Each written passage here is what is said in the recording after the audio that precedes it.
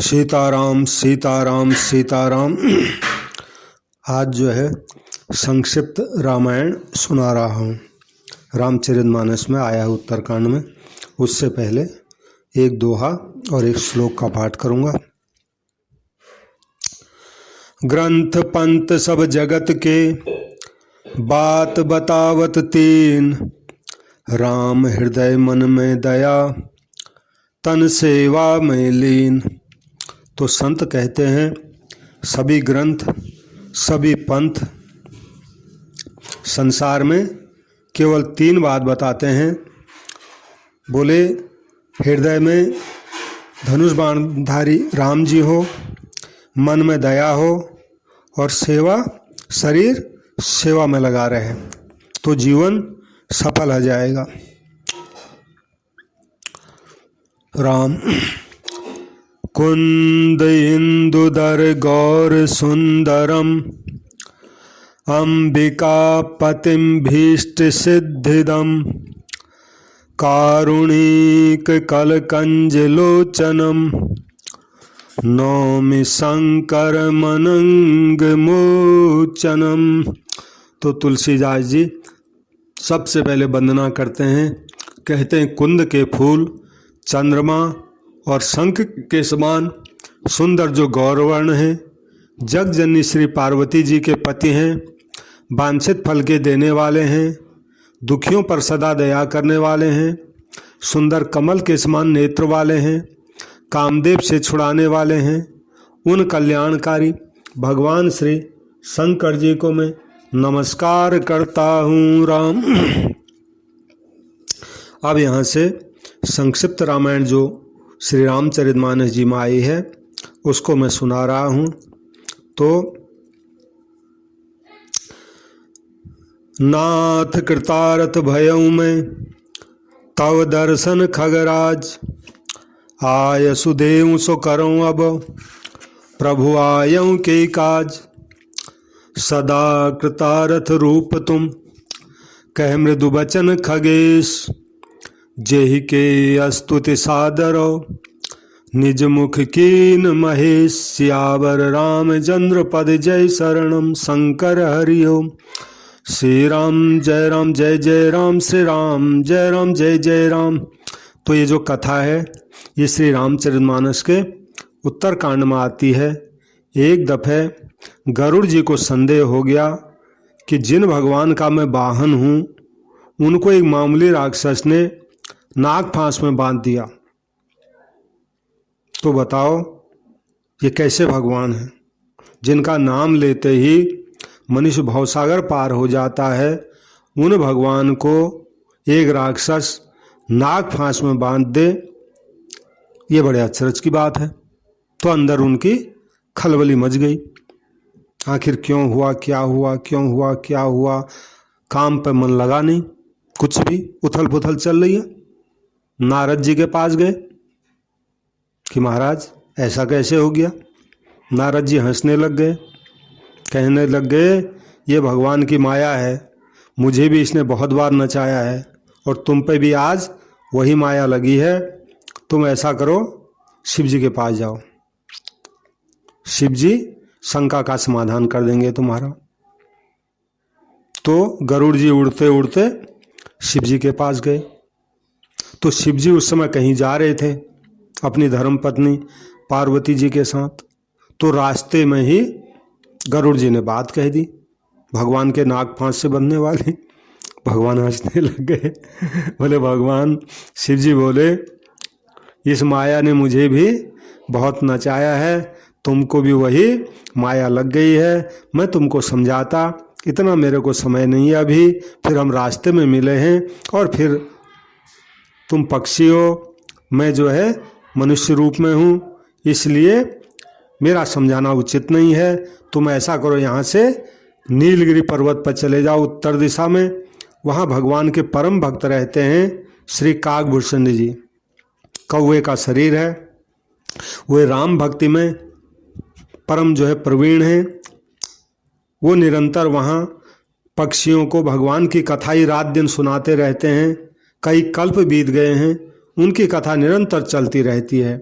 इसलिए आप वहाँ जाओ, आपकी शंका का समाधान वहाँ सब हो जाएगा, सब आपको समझ में आ जाएगा।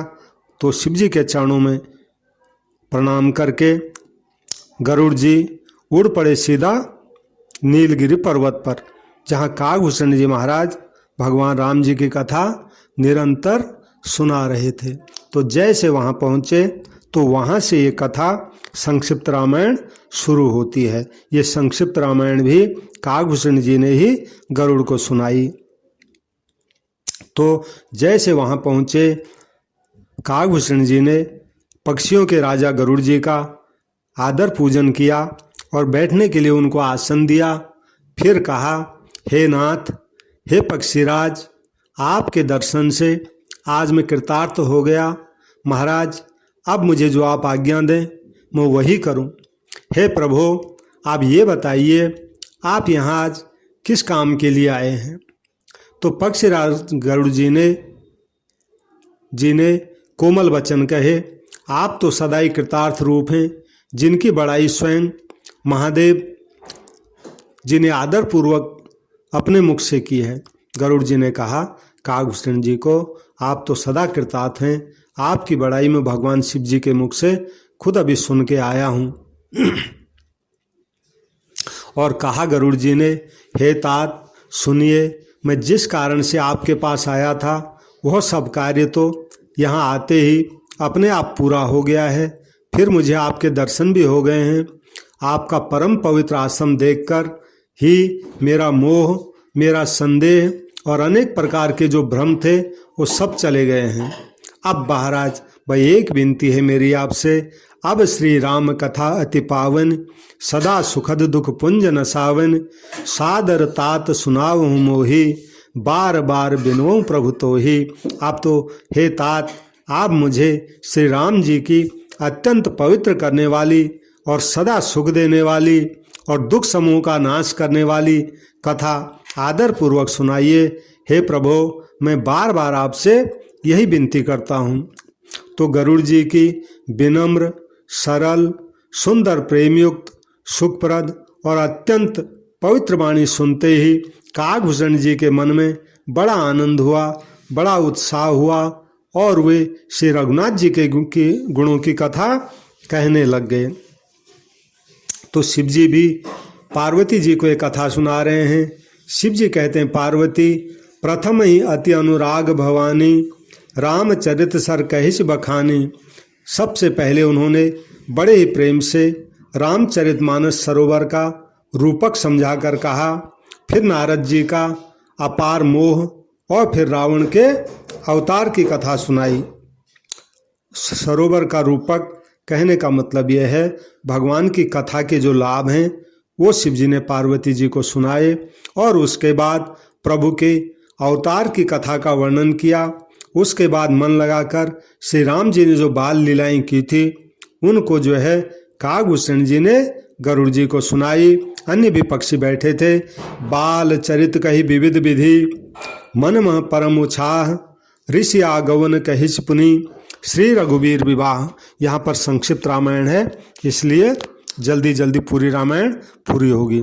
तो मन में परम उत्साह भरकर अनेकों प्रकार की बाल लीलाएं कहकर फिर ऋषि विश्वामित्र जी जिस प्रकार अयोध्या आए वो कथा सुनाई।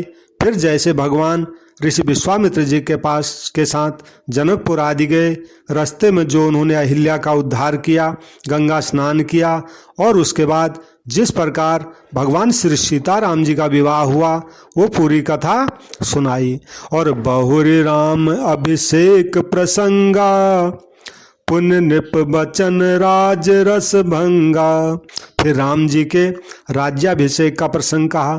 फिर राजा दशरथ जी के वचन से राज्याभिषेक के आनंद में जो भंग पड़ा, जो उसमें अड़चन आई, वो कथा सुनाई। फिर नगर वासियों का विरह सुनाया, राम जी के वियोग का और विषाद सुनाया। फिर श्री राम और लक्ष्मण जी के जो आपस में बातचीत हुई थी बन जाने से पहले वो कथा सुनाई। फिर श्री राम जी का वन गमन सुनाया। फिर गंगा किनारे केवट के प्रेम की कथा सुनाई। फिर गंगा जी से पार उतरकर भगवान प्रयागराज में रहे, ऋषि भरद्वाज जी से मिले, उनके साथ बातचीत हुई, वो कथा सुनाई। फिर वहाँ से आगे गए तो वाल्मीकि जी के ऋषि के आश्रम में पहुँचे। वाल्मीकि जी ने भगवान को जो 14 स्थान बताए रहने के लिए, वो सब कथा सुनाई। और फिर जैसे भगवान चित्रकूट में बैसे वो सब कथा सुनाई। सचिवा गवन नगर नृप मरना, भरता गवन प्रेम बहु बरना।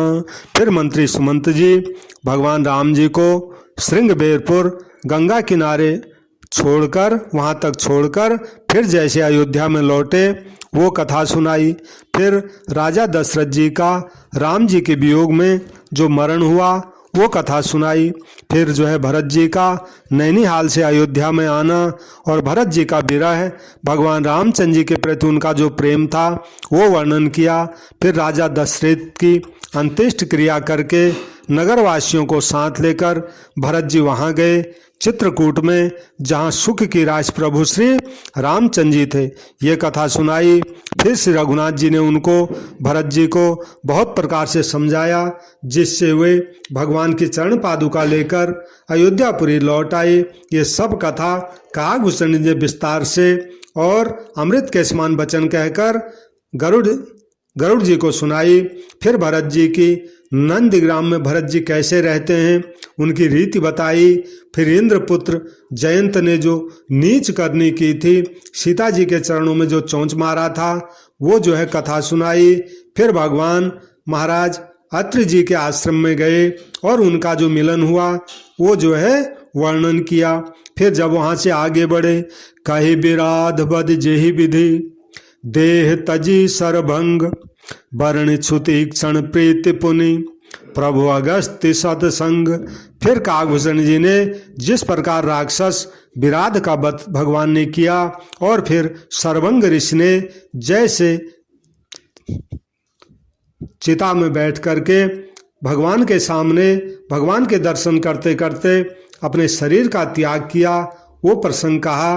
फिर सुतीक्ष्ण जी महाराज का जो प्रेम का वर्णन था, जो भगवान के आने की खुशी में नाच रहे थे, वो कथा सुनाई। उसके बाद सुतीक्ष्ण जी के गुरु अगस्त्य जी के साथ जब भगवान गए, उनका जो सत्संग हुआ वो कथा सुनाई।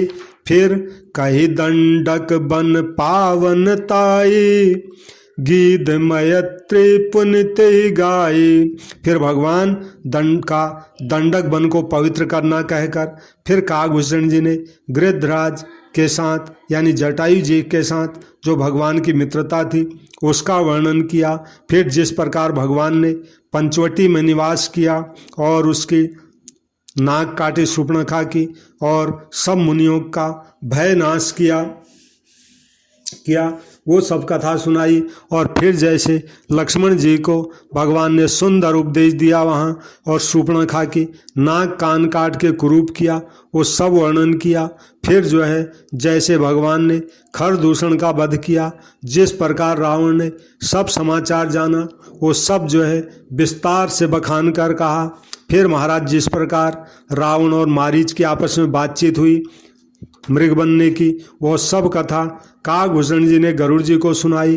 फिर जो है माया सीता का जो हरण हुआ, नकली सीता का, और नकली सीता के वियोग में भगवान जी का कुछ जो है विरह का भी वर्णन किया।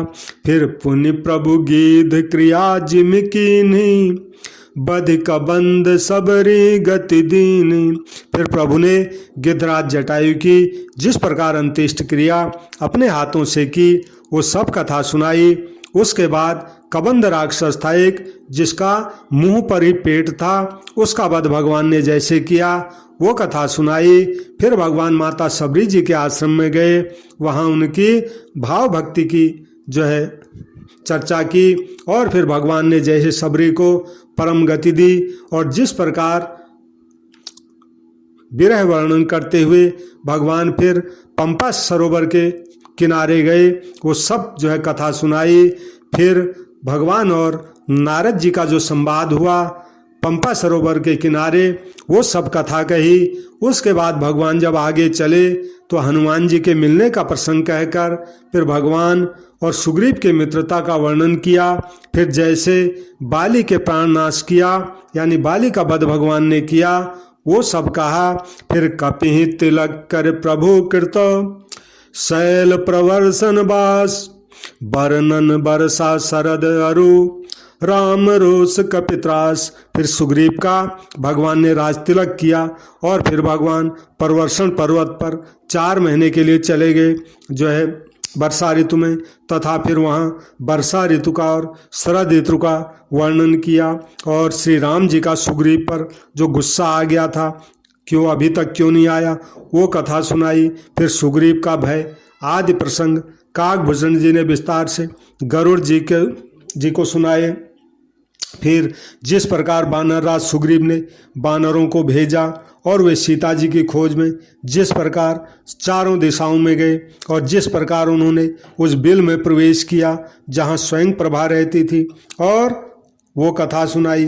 फिर जैसे वानरों को जटायु का भाई संपाति मिला वो कथा सुनाई।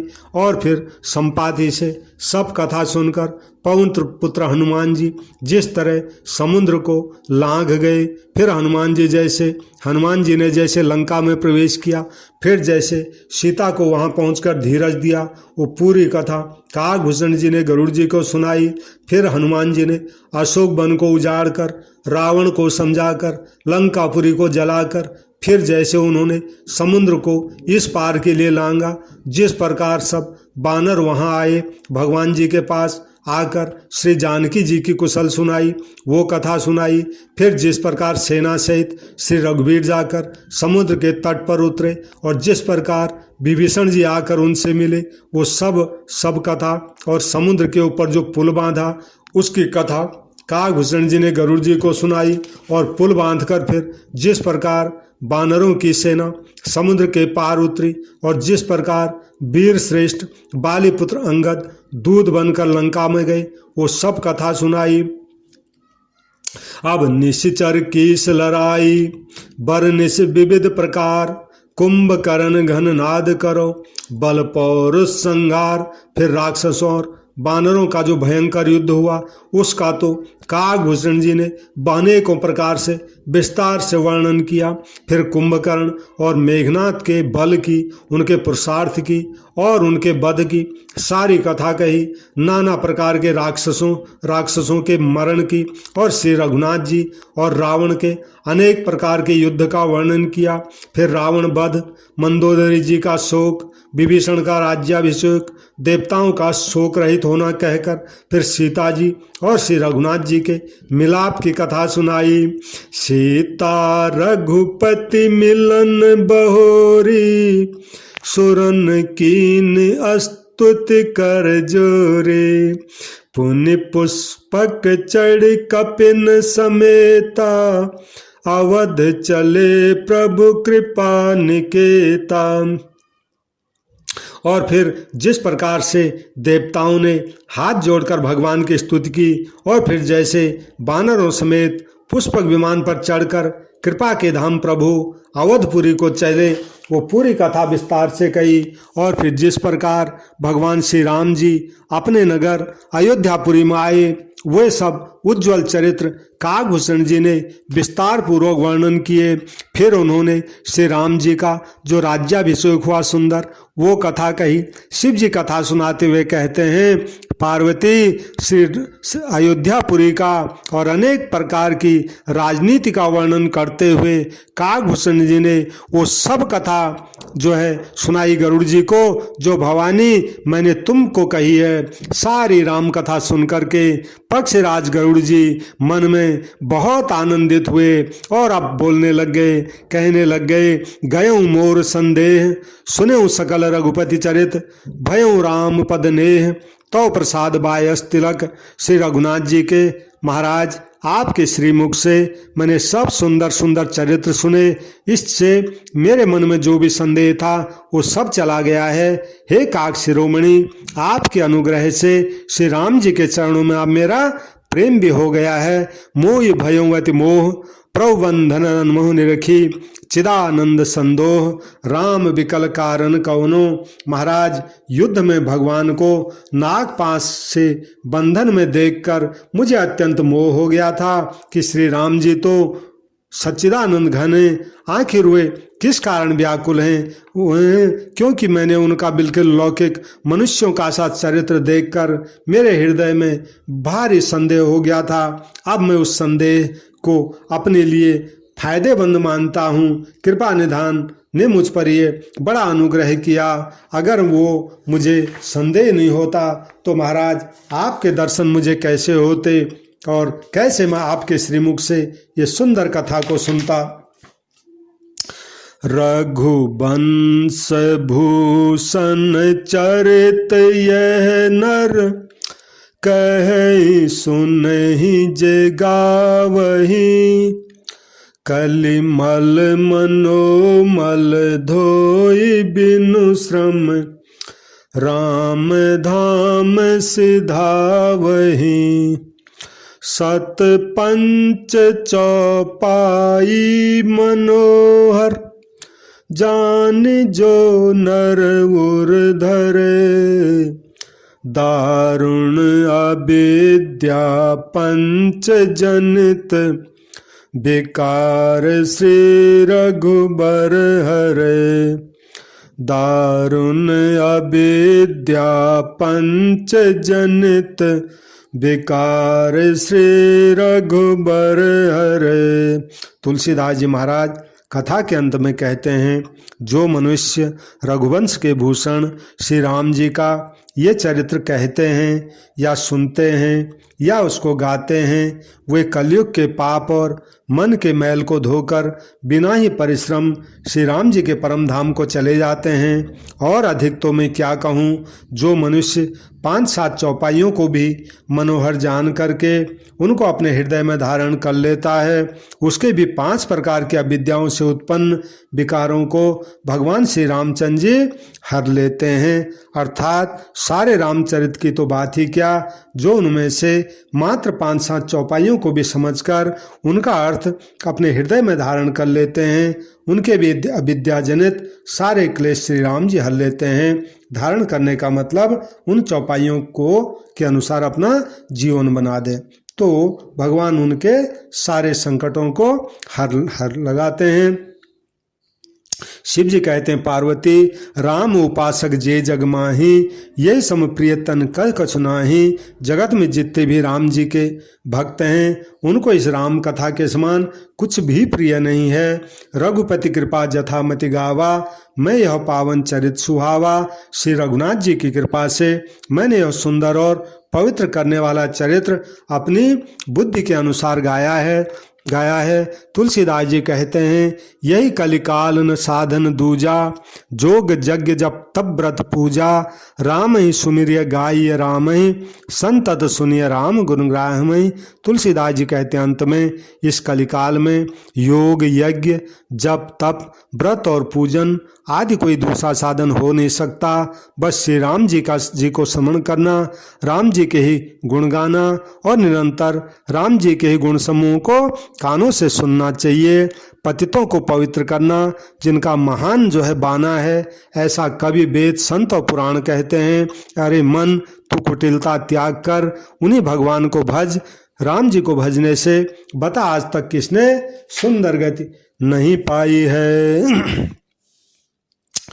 पुण्यं पाप हरं सदा शिव करं, विज्ञान भक्ति प्रदम। माया मोह मलापहं सुविमलम, प्रेमाम्बुपूरं शुभम।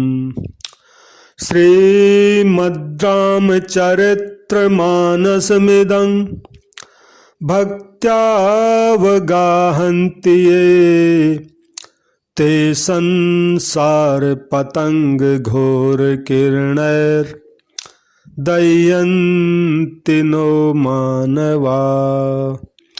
दह्यन्ति नो मानवा। तुलसीदास जी अंत में कहते हैं, यह श्री रामचरितमानस ये पुण्य रूप है, पापों का हरण करने वाला है, सदा कल्याणकारी है, विज्ञान और भक्ति को देने वाला है, माया मोह और मल का नाश करने वाला है, परम निर्मल प्रेम रूपी जल से परिपूर्ण तथा मंगलमय है। जो मनुष्य भक्ति पूर्वक इस मान सरोवर में गोता लगाते हैं वे संसार रूपी सूर्य की अति प्रचंड किरणों से कभी जलते नहीं हैं, उनको परमानंद की प्राप्ति होती है। सीताराम सीताराम सीताराम।